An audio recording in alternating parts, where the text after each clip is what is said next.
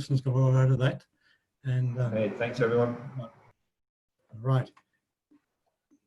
So if you want to mute yourselves and go off screen, I'll introduce Andre and let him get on with his presentation now. So first of all, the next speaker is Andre. Now, I had a whole introduction for you, Andre, but maybe I better cut it short. Just a lot of experience in the supply chain industry in very senior roles in both in Australia and outside of Australia. I think you're known to be an expert on China and the geopolitics in Asia. You're currently a doctoral candidate, so it's obviously the whole China thing is a big thing for you. So thank you very much for agreeing to present to us today. Just like to say that there'll be some poll questions that Andre will address during the presentation, and any Q&A he'll address after the presentation, because he said he might be tempted to go down rabbit holes, and we don't want to do that because we've got a bit of a limited time at the moment. So without any further ado, I'll hand over to Andre, and then we'll have a bit of a wrap up from Monique afterwards. Thank you. Yeah, thanks very much, David, and thank you for having me on the program. You should see on your screen now a poll question. If you could have a look at it and answer some of those questions or tick the boxes, and I'll try and address some of those issues at the end of the presentation. Generally speaking, what I try and get through is a general and broad overview of what China's Belt Road is and the implications for supply chain, and answer questions at the end. I have a habit of disappearing down rabbit warrens when questions are asked during the presentation, and I'm aware of the limited time. So Monique, if you could take that poll questionnaire off, we can continue or commence with the presentation.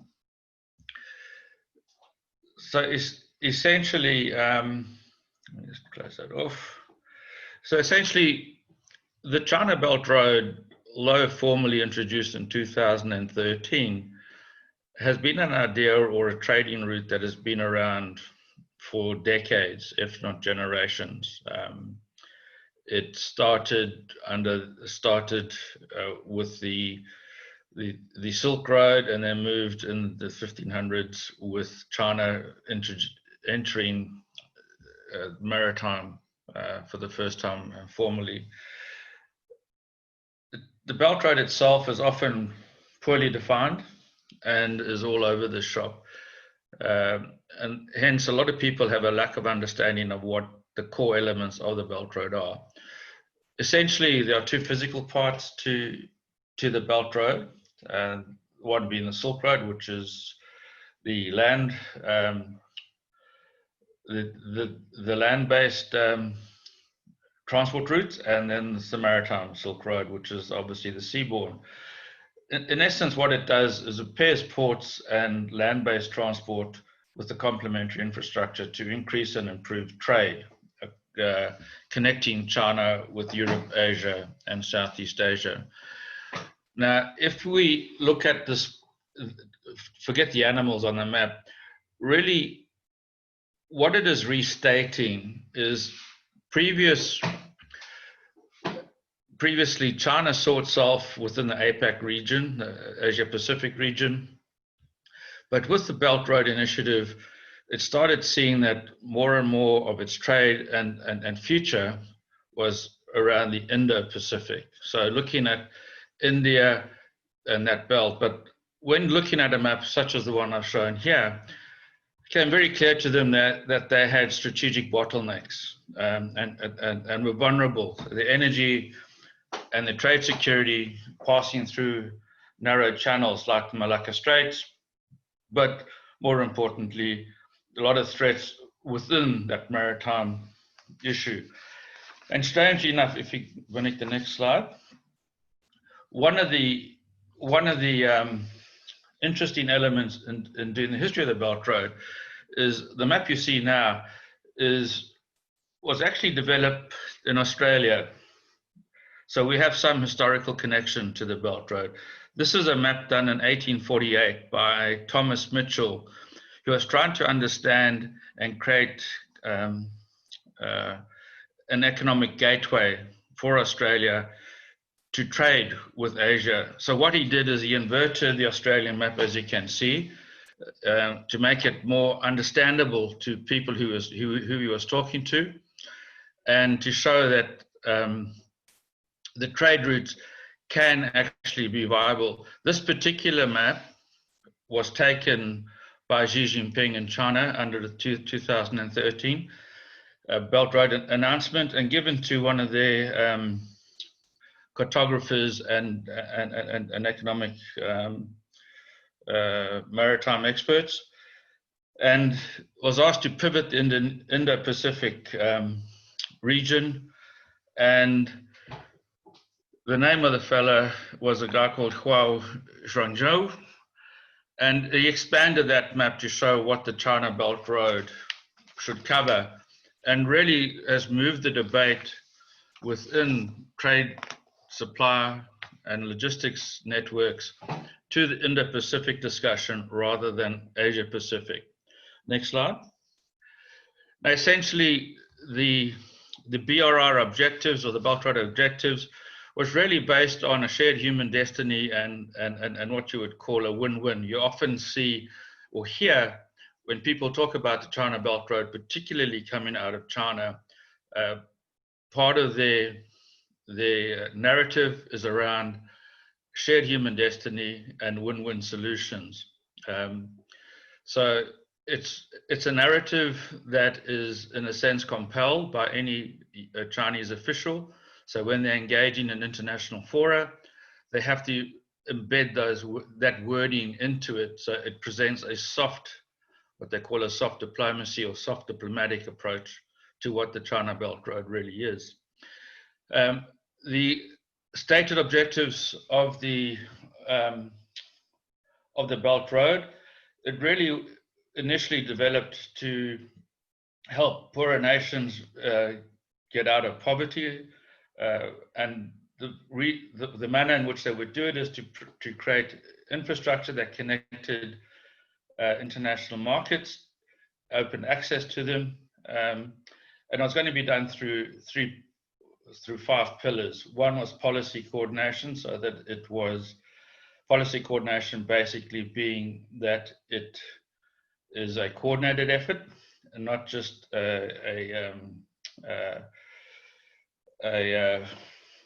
going off on a tangent. Unfortunately, this particular element of the objective has not been particularly successful. The next objective was to connect facilities. In other words, ports, railway lines, internal ports, internal manufacturing zones, special economic zones.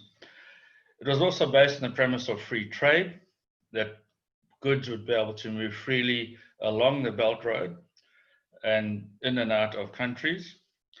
There would also be financial integration, so that there would be one form of currency that would allow an easy transaction.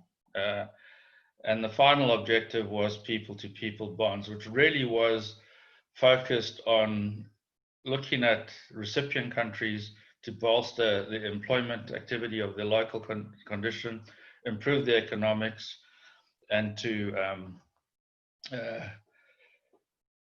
get participation in world markets. Next slide. Coming out of that, there were 6 international economic cooperation corridors envisaged. Now, these are very broad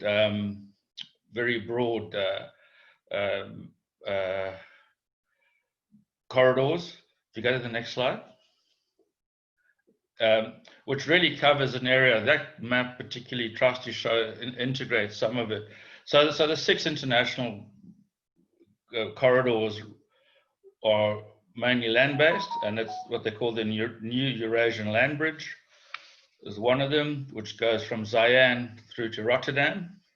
You then have the China, Mongolia, Russia corridor, followed by the China, Central Asia, West Asia corridor, the China, Indo-China Peninsula, which is currently being worked, China, Indo-China being the connection development of Laos and Cambodia, and connecting them into that corridor would connect to the Eurasian land bridge and open and allow access for Laos and Cambodia to have markets in Europe. Then the China-Pakistan border, the China-Pakistan corridor, which is the most advanced, and then the Bangladesh-China-India-Myanmar border. The Bangladesh-China-India-Myanmar corridor has actually undergone significant changes over the last period, primarily due to the political infighting and cross-border fight between India and China, but also the degree of mistrust within Myanmar and part of China. India also has particular problems with the China-Pakistan border because they see it as impinging on sovereign rights, particularly around the Kashmir Valley. So it's a very fluid and it's a moving target, put it that way. So people who claim to be experts on this area, I often say to them, there's no one really an expert, because it is a very, very volatile and emerging set of corridors, and it has, because of the geopolitics in the region, it opens to change. The way I describe it often in presentations is, in trying to understand the Belt Road, it's equivalent to trying to wrestle with an octopus that is covered in olive oil. When you think you've got one thing under control, it will move to the next. And so it's a very difficult topic, in a sense, to get a complete handle, because it evolves on a regular basis. If you go to the next slide. So if you look at, as I said earlier, what is happening within changes in the Belt Road, is we're now starting to get a move from initially seen as an Asia-Pacific initiative. It has now moved to an Indo-Pacific focus. It always was Indo-Pacific since its inception in 2013. It's taken, in a sense, the West a number of years to catch up, that it actually is a focus on how do we get beyond India to trade with major parts of Europe and into Africa. With the current issues confronting China arising out of COVID, we now see there's what I call an axis of descent developing, which makes supply chain management and logistics a lot more complicated in our region. So you'll see the likes of India, India, Japan, Taiwan, South Korea, and Vietnam acting as a push against China, trying to attract and help those countries that would like to decouple from China's supply chains. And then you have the main countries of like Pakistan, Sri Lanka, Malaysia, Cambodia, and Laos that are really encouraging, and Bangladesh encouraging participation within the Belt Road. Now, if you look at the map, what is essential to understand is what China has always looked for under the Belt Road is a Western access to its energy supplies and its trade supplies. So it is a system designed to circumvent that middle section around Indonesia and the Malacca Straits, where it is fairly easy for particularly the energy supplies to be cut off. Now, 60% of their oil supplies goes through the Malacca Straits. That leaves them very vulnerable. So they've built the Russian pipelines. But Pakistan is a significant corridor for them, because it gives them Western access, particularly to Europe and to the Mediterranean and the Middle East and North Africa, from which their oil supplies come. So if they can bypass the Malacca Strait, it gives them a degree of comfort. Go to the next slide. So this puts it in a bit more detail. So initially,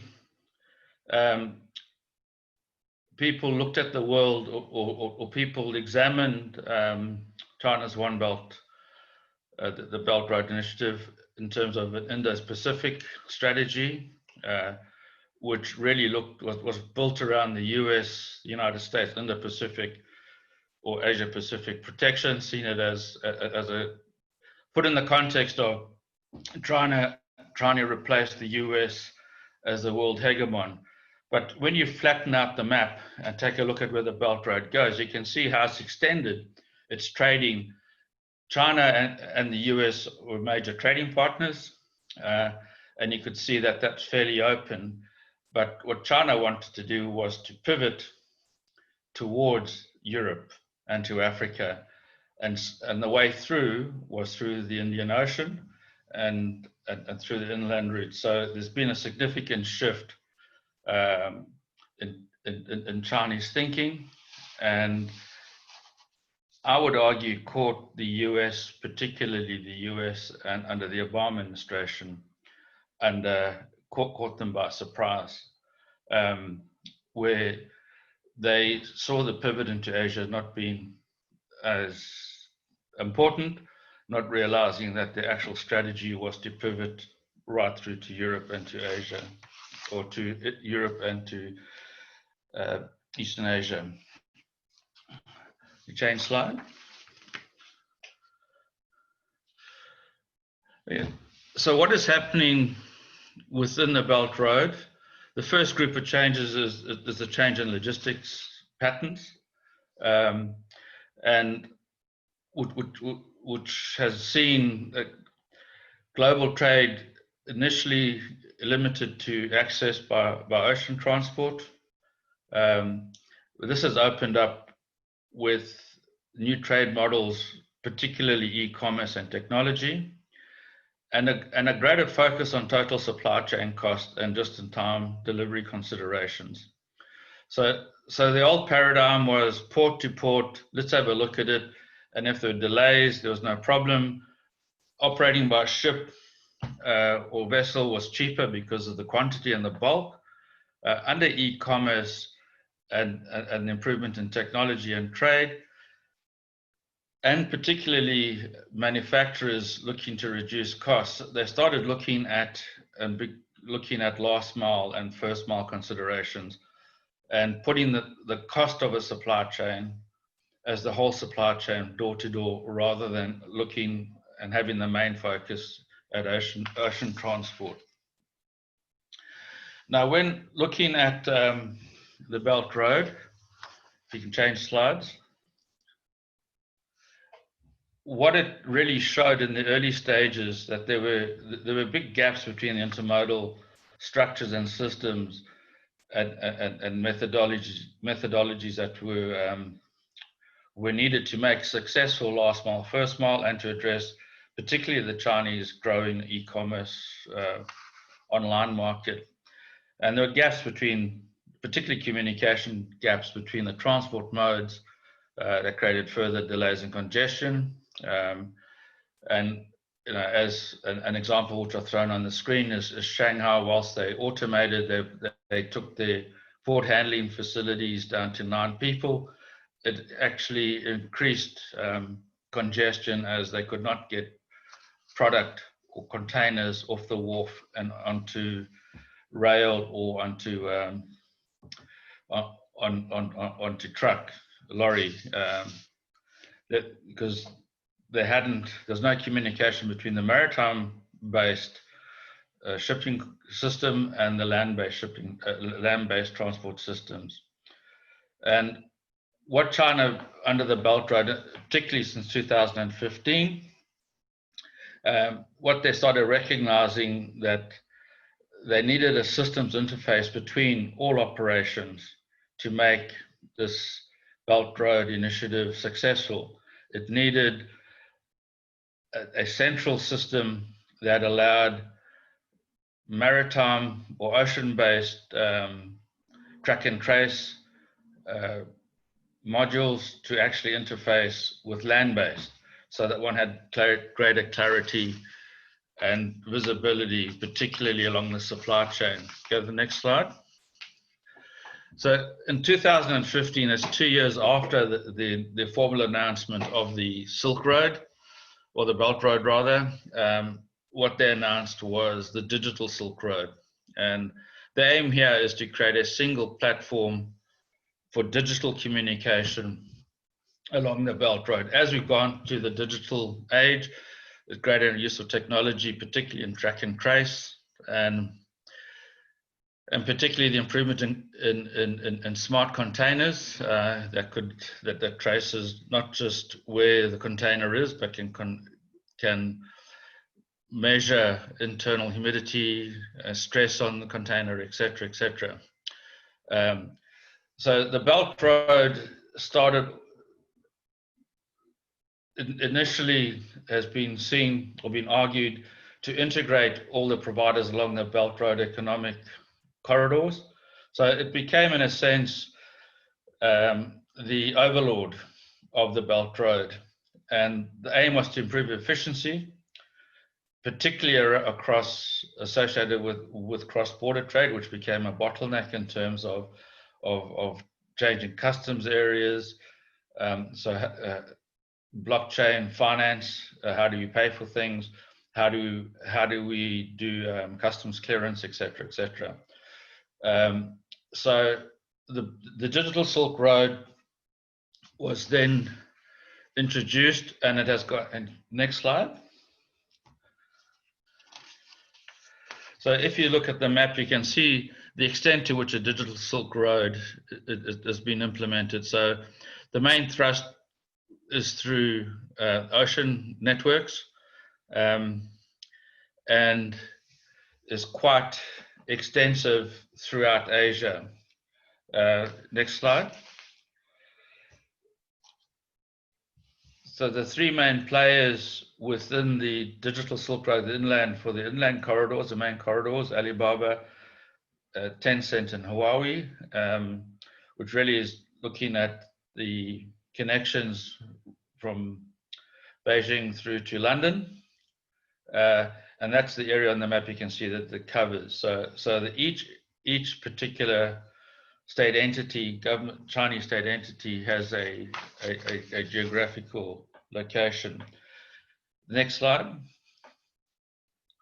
This shows you what has been built up already along the Digital Silk Road in terms of cables, in terms of particularly subsea optic fiber, and it does not include, however, the 550 base stations that are located across Europe and Belt Road countries or recipient countries between China. Those 5G base stations obviously are run by Huawei and are offered as an alternative to the GPS system of the American system, and gives a higher degree of transparency, particularly with cargo movement.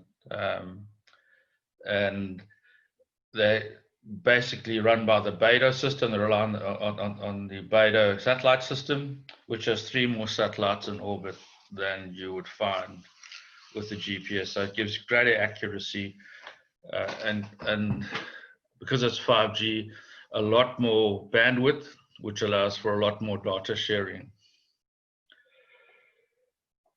So next slide. So what you've seen gradually since 2015 along the Belt Road. Now when I talk about the Belt Road from here on in, it really cross-references with the Digital Silk Road, because the two have become really integrated. So, well, within the Belt Road, what they're focused on is trying to close the gap that has been found between what shippers are wanting and what service providers are offering in terms of particularly visibility of their product. The Belt Road, as they developed the Belt Road out, they realized the gap, and there was a significant gap, particularly with infrastructure, hence a major build-out program with of optic fiber, 5G, etc. In a sense, this gap drove China's leadership, for want of a better word, in 5G and digital integration. So often in today's world, people would look at China and say that their system, their digital systems and their technology systems are far more advanced than you found in the West, particularly the elements of 5G. The stated aim of the project was to allow greater coordination between ocean, terminal and landside operations. And what they start talking about now within China is what they call ecosystems. So they talk about a marine ecosystem, and within that marine ecosystem, a lot of subsystems have developed. For example, the smart port ecosystems.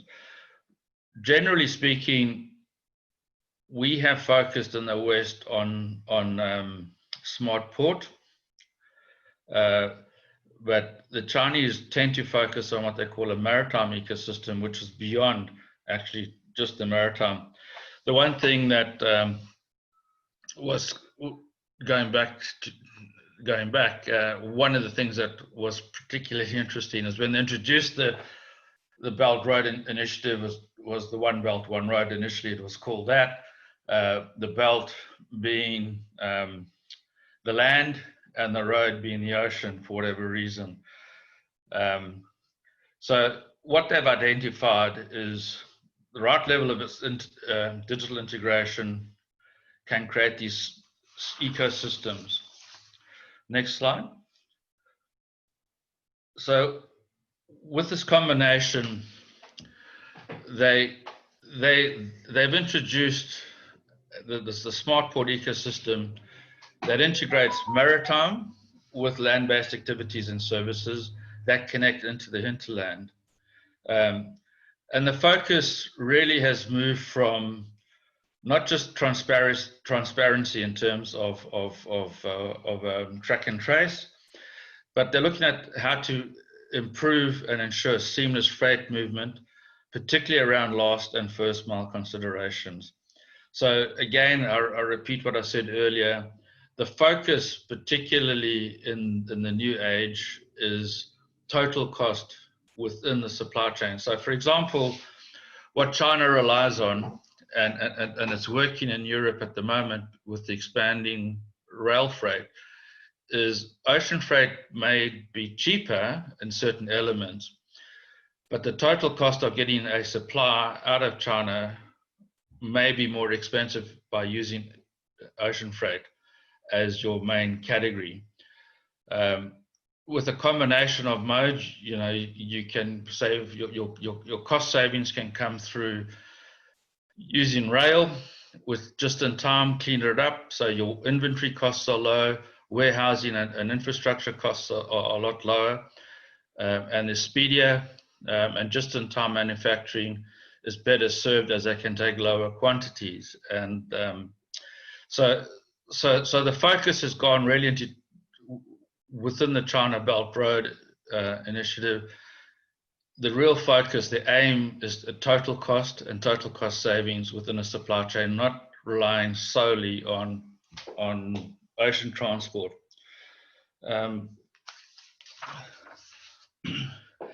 Next slide. So why is it important for people wanting to do business, particularly in China or along the Belt Road Initiative or along the Belt Road recipient countries. First, an important element is the Belt Road covers emerging and growing economic super zones. So this market, their global consumption has increased 50% over the past decade, and we've seen an increased trade flow between Europe and Asia, and particularly growing container traffic. So with this increase in trade volume, there is a greater need for an integrated approach for ocean carriage. So integrate the ocean carriage with that of other forms of freight transport like rail, road, and air.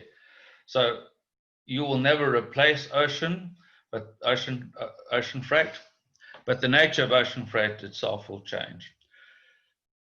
So there's an interplay between logistics and supply chain management, I'd say would be at an important crossroads, particularly brought about by this Belt Road Initiative.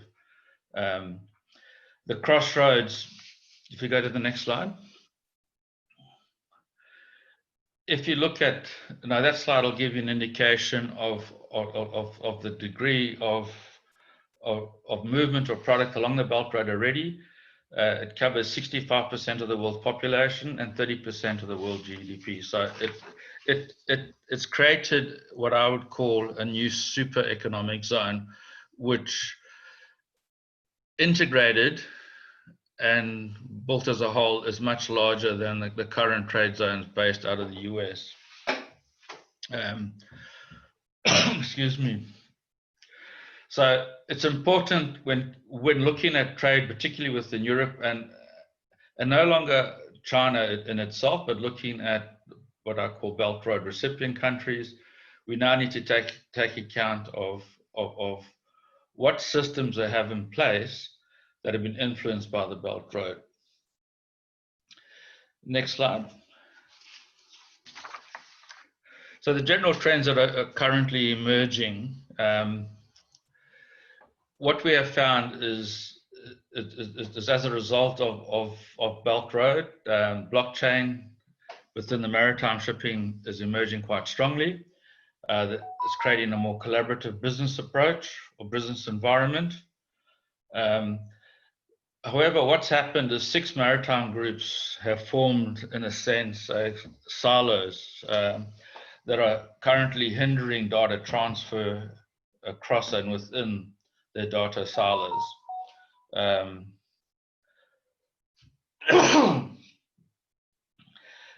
So what the focus currently is now is between these business silos that can add value, but how can you improve operations and efficiency? And then the next slide gives you a breakdown of the 6 main silos, the shipping around the shipping group. So the global shipping business network is by far the largest. It has over 30% of all ocean freight carriers.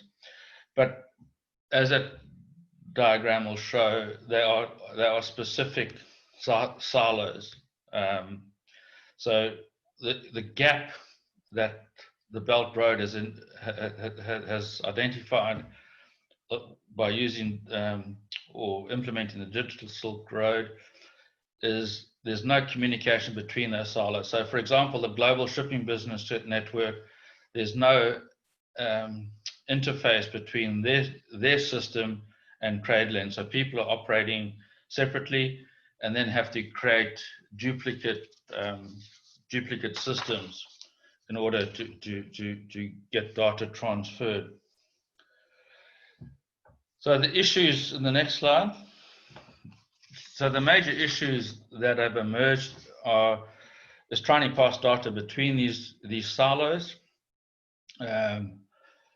and the innovations by sharing data, which is we're still quite a way away from it, are making for what we call towers of supply chain control. So, for example, based on the current mix, one can see that the potential for example, the global shipping network to become a global powerhouse as far as freight forwarding or working along the Belt Road recipient countries. I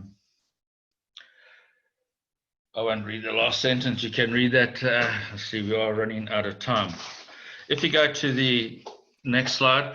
So really, that is a model trying to encapsulate what the integration is required and what the Belt Road is working towards. So you can see the ASCI elements crossing with the storage in the middle of the box. That's your port facility, and then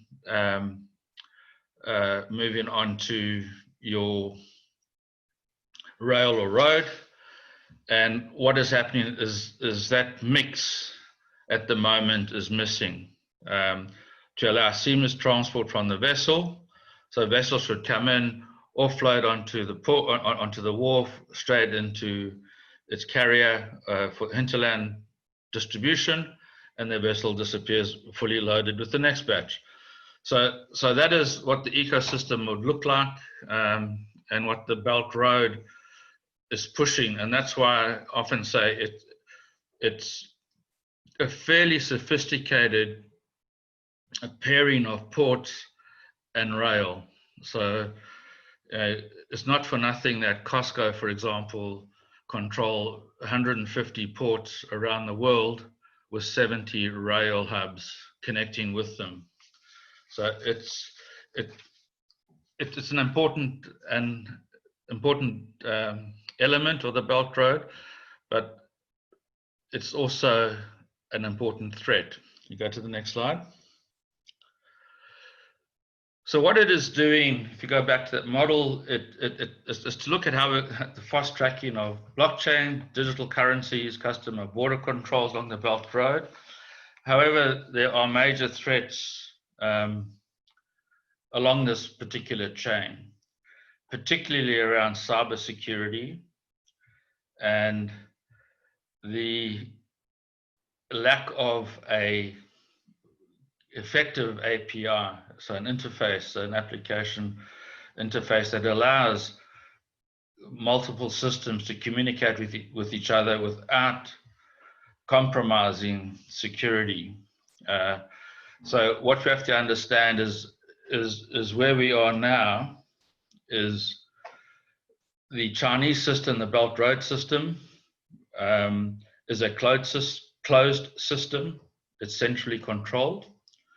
And the current trade system that, for want of a better word, by the West is an open system. So you have your security protocols in place, and you can sort of fairly confidently share some of the data required to be shared to allow for efficient and seamless transport and transfer of product. Whereas China, it goes through a central hub and fairly securely controlled, and at risks, for example, are any elements of intellectual property, because once you start using that system, it's taken to be at the mercy of China. Next slide. So the crossroad that is emerging as a result of China's Belt Road and Digital Silk Road is the recently, I think it's last year, China wants to have a completely integrated transport, port and city network by 2025. And that's why they've spent a lot of time, effort and energy, and have got innovation hubs throughout Beijing. There's over 190 in Beijing right now, looking at how they can have seamless integration and data transfer that's centrally controlled, but allows supply chain systems to work for each other. So it's built on the 5G and built on the satellite, BRI satellite systems. But this is posing a potential trade barrier for those countries that want to trade with China, because without an interface between the Belt Road and other forms of trading networks without a proper interface that allows secure communication, it looks as if those companies or countries that wish to trade with China and with the West are going to have a duplicate system or digital system of software platforms that control their supply chains and logistics. So one that will work within the West, and the other one that works within the Belt Road, and there would have to be some form of manual transfer of data between those systems to make it more effective. And again, that would increase, by and large, the cost of your supply chain and logistics throughout Asia. I think the next slide is my advertising slide, if you want to put that up. That basically is it in a nutshell. There's a lot more. I try to give as much as I can in a short period of time, but each subtext or subject minor topic that I've dealt with, there's a lot more in my book, which is there in the middle. So any questions? I'll just go into the Q&A. Right. Thank you very much, Andre. And look, we've almost run out of time. So I think what we'll do is we'll take those questions and maybe get you to answer them, and we can respond via email to the people who've asked some questions. There's some up there. No problem. Very quickly, before I go back, well, thank you very much indeed. It was a very illuminating presentation. There's a lot to cover, obviously. I mean, a lot of questions that came to my mind was like, who's going to own the One Belt, One Road? And is it a Trojan horse or is it a gift horse? And all sorts of questions I think lots of people will have to put to you later. Now, next week, we have professionalization launch by ASCI. So we'd encourage everybody to log in next week. It's very important to advance your career if you're in the supply chain industry and want to further your professional credentials. I think, Monique, can I hand over to you now? I think we're probably just about out of time. And again, I'd like to thank you, Andre, very much for the presentation. Thank you. Thanks, Andre. Thanks, David. And thank you for joining today's webinar. Bye for now.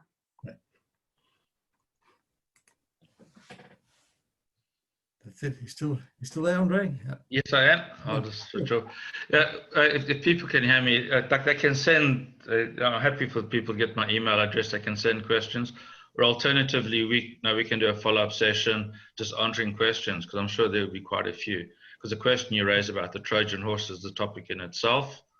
Why don't we post this video to the closed LinkedIn group for members, and we can answer questions there. Andre, I'll invite you to join that group. That gives everybody the opportunity to see all the questions and answers.